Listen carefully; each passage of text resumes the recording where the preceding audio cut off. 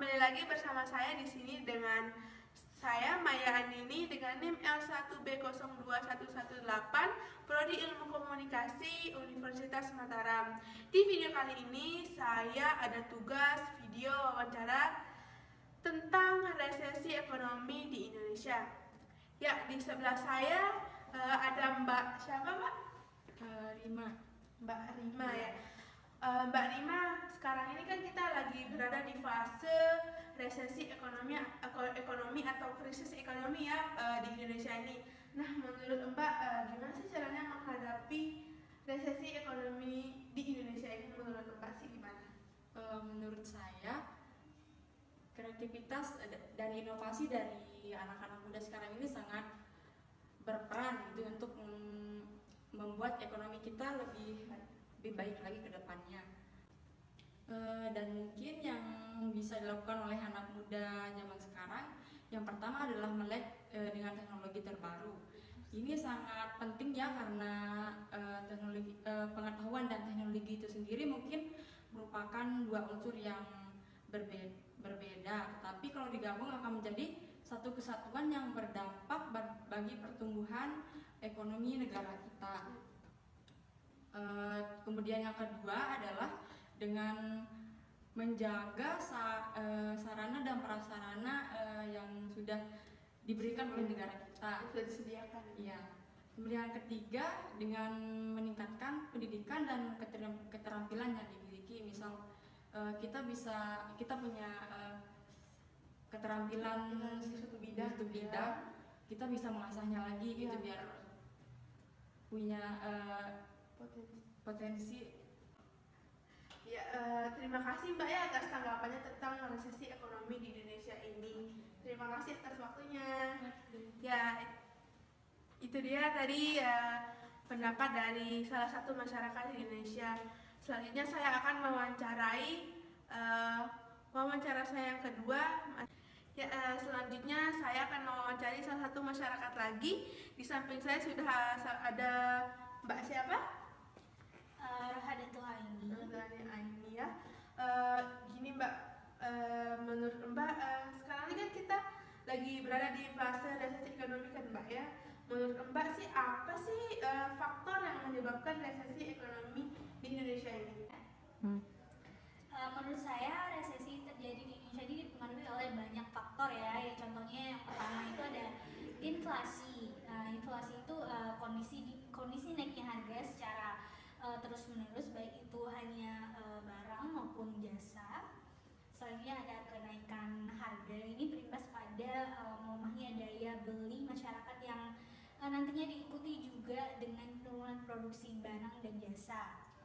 Yang kedua mungkin perkembangan teknologi resesi.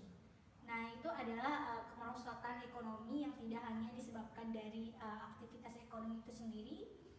Perkembangan teknologi turut menjadi faktor adanya resesi. Hal ini bisa terjadi karena adanya penurunan lapangan pekerjaan yang banyak digantikan oleh teknologi ya, sehingga lapangan pekerjaan akan menurun drastis dan membuat angka pengangguran lebih tinggi. Iya, benar sekali Mbak. Ini sekarang tuh kayak teknologi itu semakin tinggi ya, semakin ke depan gitu ya. Iya. Baik, terima kasih ya Mbak Eni ya. Ya, itu dia tadi pendapat dari salah satu masyarakat kita. Nah, wawancara selanjutnya, wawancara ketiga dari masyarakat Indonesia. Di sini di sebelah saya sudah ada Bapak siapa? Bapak Rio Disaputra. Ya, Bapak Rio.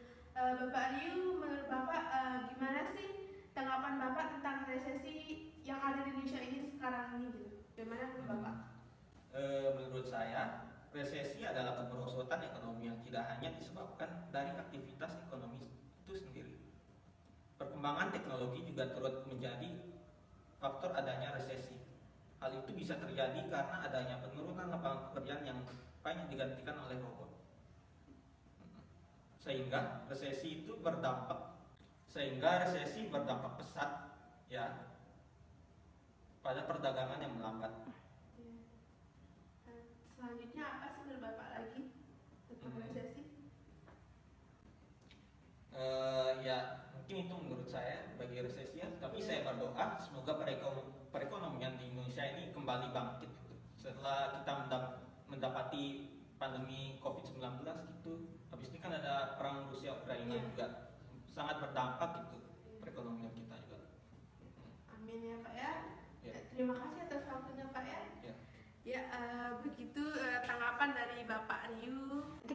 Ya, begitulah tanggapan dari 3 aktor masyarakat tadi tentang resesi ekonomi di Indonesia. Resesi adalah kemerosotan ekonomi yang tidak hanya disebabkan dari aktivitas ekonomi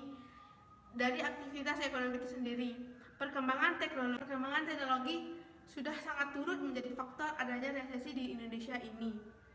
Untuk mencegah hal tersebut, kita bisa melakukan banyak hal. Contohnya yang pertama itu masyarakat terutama ya anak muda itu harus melek dengan teknologi.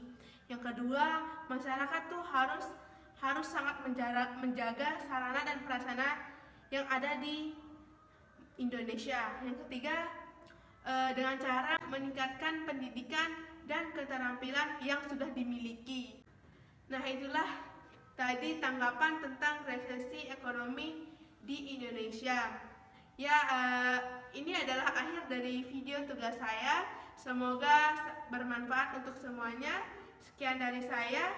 Bye-bye. See you.